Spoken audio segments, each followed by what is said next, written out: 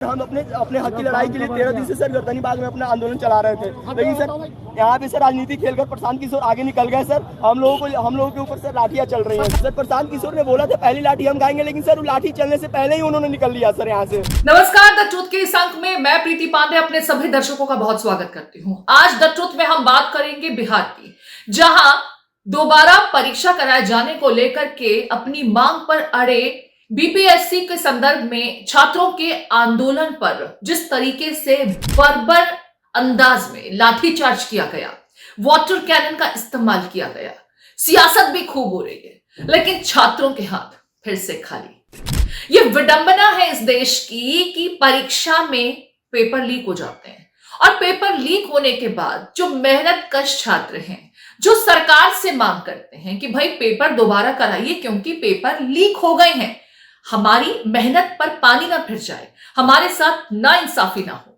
Paper दोबारा conduct कराए जाने चाहिए। लेकिन क्या त्रासदी है, या फिर मैं ये कहूं कि मिली भगत की वजह से ही पेपर लीक होते हैं। शायद इसी वजह से उदासीनता इस मामले में देखने को मिलती है। पटना में जो कुछ हुआ उसकी तस्वीरें आपने अब तक देख ली होंगी। कुछ छात्र जख्मी हुए, सर्दी में हाड़ कपाती इस ठंड में वाटर कैनन का इस्तेमाल किया गया और फिर कहा यह जाता है कि ये हल्के बल के साथ भीड़ को कंटेन करने की एक कोशिश थी। अगर हल्के बल का प्रयोग नहीं करते तो भीड़ को काबू में नहीं किया जा सकता था। जिस तरीके से गर्दनी बाग में बड़ी संख्या में छात्र शांतिपूर्ण तरीके से प्रदर्शन कर रहे थे, भूख हड़ताल कर रहे थे, कभी खान सर पहुंच जाते हैं तो छात्र उन्हें खदेड़ देते हैं कि हमारे आंदोलन को हाईजैक न किया जाए। फिर कभी पीके साहब, जी हां, राजनीति के पारंगत प्रशांत किशोर साहब भी पहुंचते हैं और फिर पूरा का पूरा आंदोलन एक अलग शक्ल ले लेता है। प्रशांत किशोर साहब पर भी मैं बात आगे करूंगी, लेकिन फिलहाल किस तरीके से 70वीं बीपीएससी की परीक्षा को दोबारा कंडक्ट कराए जाने की मांग को लेकर के छात्र पहले भूख हड़ताल करते रहे, शांतिपूर्ण तरीके से आंदोलन करते रहे, उनकी सुनवाई नहीं हो रही थी, लेकिन सरकार की कूलें जो है ना वो हिली हुई थी। वो कोशिश कर रहे थे कि आंदोलन को किसी भी तरीके से खत्म किया जाए। तेजस्वी यादव तो ये कहते हैं कि सरकार की जो बी टीम है ना, प्रशांत किशोर साहब, यही उनको एंट्री दिलाई गई। छात्रों को डराने का, धमकाने का कोई प्रयास करेगा तो हम लोग जनसुराज की ओर से और बिहार के नागरिक युवा होने के नाते अपनी पूरी ताकत के साथ उन छात्रों के साथ हम लोग खड़े रहेंगे। प्रशांत किशोर साहब पहुंचते हैं, छात्रों को गांधी मैदान का रुख करने की सलाह देते हैं, उन्हें यह भी बताते हैं कि पहला डंडा मैं अपने ऊपर लूंगा।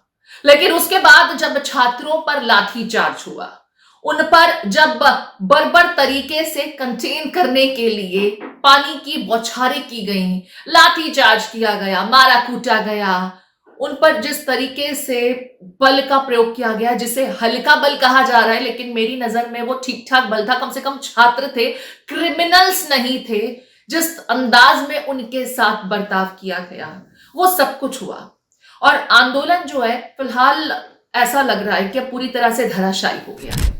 तो क्या ये सरकार की प्लानिंग थी, स्ट्रैटेजी थी? नीतीश कुमार साहब जब ये सब कुछ हो रहा था, राजधानी दिल्ली में उनकी मौजूदगी क्या जानबूझकर थी?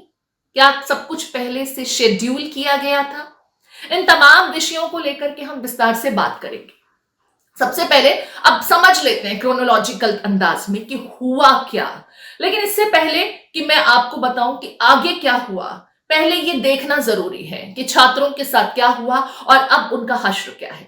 तेजस्वी यादव क्या कह रहे हैं, क्योंकि बड़े कद के नेता हैं, राजद के नेता हैं और इस वक्त वो विपक्ष में भी हैं, इस पूरे घटनाक्रम को लेकर के बेहद गुस्से में हैं। दिल्ली से भी देखिए प्रियंका गांधी वाड्रा तक सोशल मीडिया पर छात्रों पर इस ठंड के महीने में पानी की बौछारों की भर्त्सना करती नजर आ रही है, उसके बारे में भी आपको बताएंगे। लेकिन जरा पहले इस दृश्य को देखिए, क्योंकि जो एसपी साहिबा हैं उनका कहना है हल्के बल का प्रयोग किया गया क्योंकि छात्र मान नहीं रहे थे। हमने उन्हें जाने के लिए कहा, वो जा नहीं रहे थे। गांधी मैदान में छात्रों की संख्या अचानक बहुत ज्यादा हो गई थी और उन्हें जाने के लिए कहा गया क्योंकि न मालूम इस भीड़ में कुछ और भी गलत हो सकता था।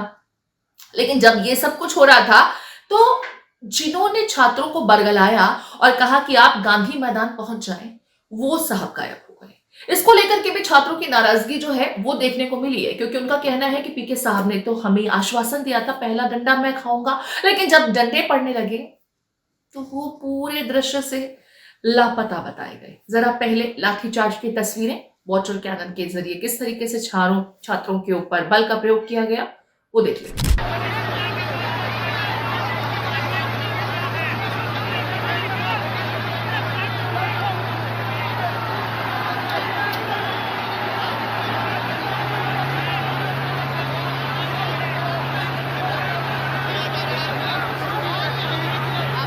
तो देखा आपने किस तरीके से परीक्षा दोबारा कंडक्ट कराए जाने की मांग को लेकर के जो छात्र आंदोलनरत थे उनके आंदोलन को डीरेल करने की कोशिश की गई, पानी की बौछारों के जरिए उनके हौसले तोड़ने की कोशिश की गई, और अगर तब भी उनके हौसले कायम रहे तो लाठियों का इस्तेमाल भी उन पर किया गया, मानो वो कोई क्रिमिनल हो, जेब कतरे हो या इसी तरह के छोटे मोटे अपराध करने वाले अपराधी।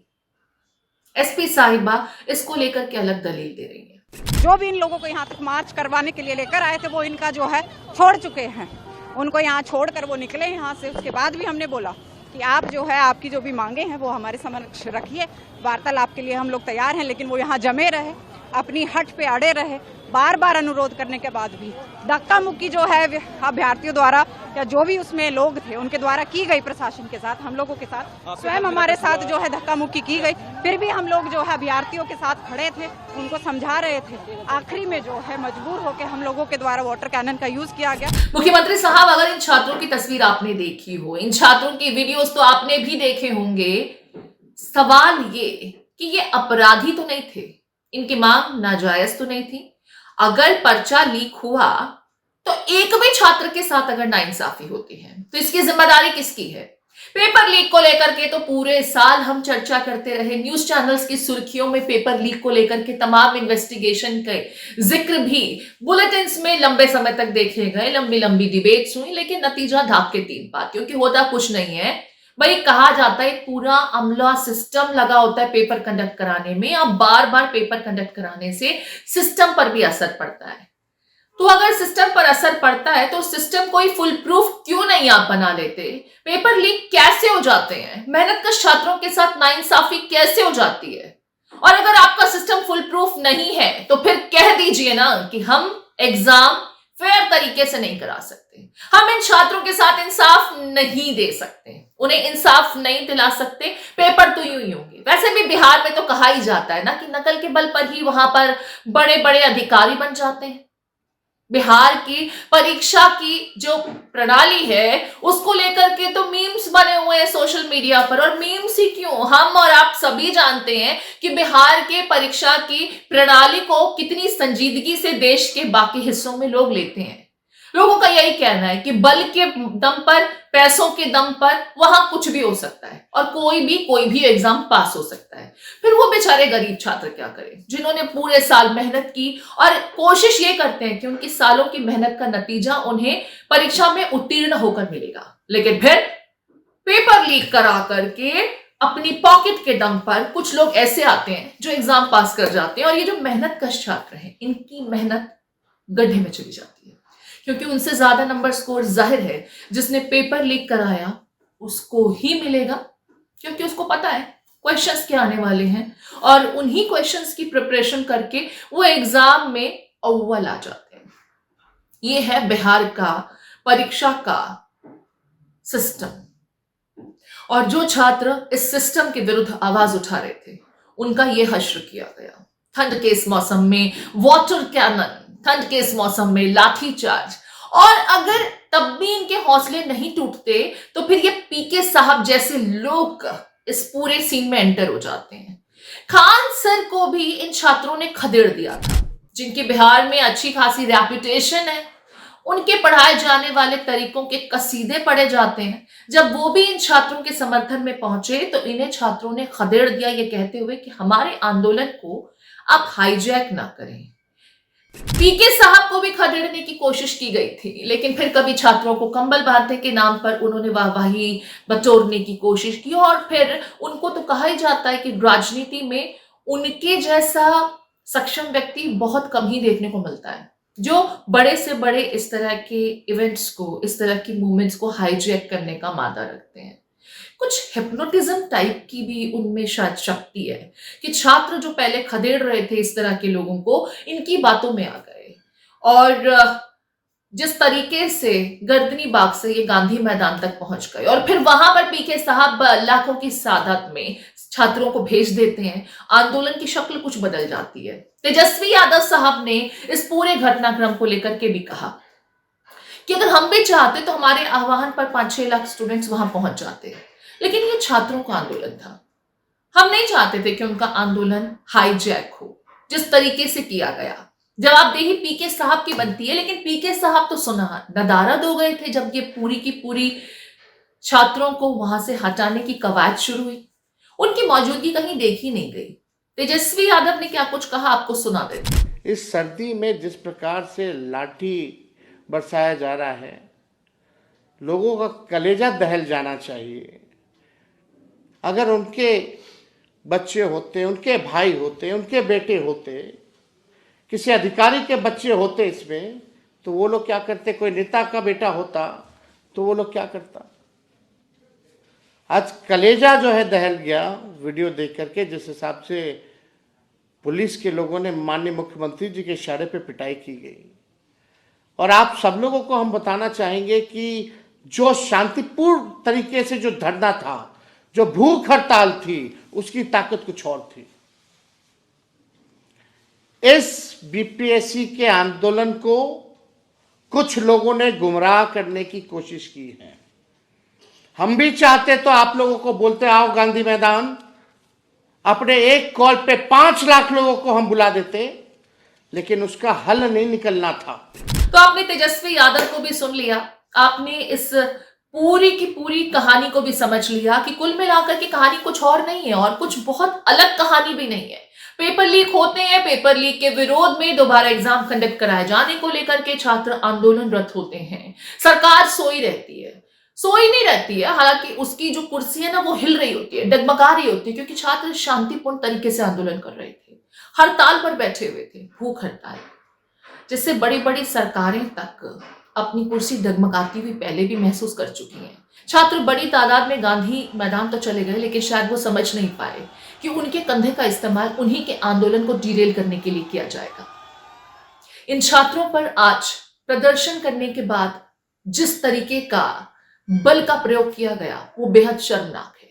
सवाल नीतीश कुमार से भी पूछे जाने चाहिए कि आपके राज्य में मेहनतकश छात्र आंदोलनरत हैं और उनके साथ हुई नाइंसाफी को लेकर के वो उम्मीद कर रहे हैं कि कुछ फैसला लिया जाएगा, लेकिन फैसला लेना तो दूर, ये आदेश देने के बाद आप दिल्ली की तरफ कूच कर जाते हैं ताकि आपके ऊपर कहीं से भी कोई आंच ना आए, कोई एक सवाल ना खड़ा कर दे, कोई एक उंगली ना आपकी तरफ उठा ले कि ये सब कुछ नीतीश कुमार के कहने पर हुआ है। और तेजस्वी यादव जिस प्रशांत किशोर को आपकी बी टीम करार दे रहे हैं, उनकी बातों पर क्यों ना यकीन हो, क्योंकि कुछ हुआ तो ऐसा ही।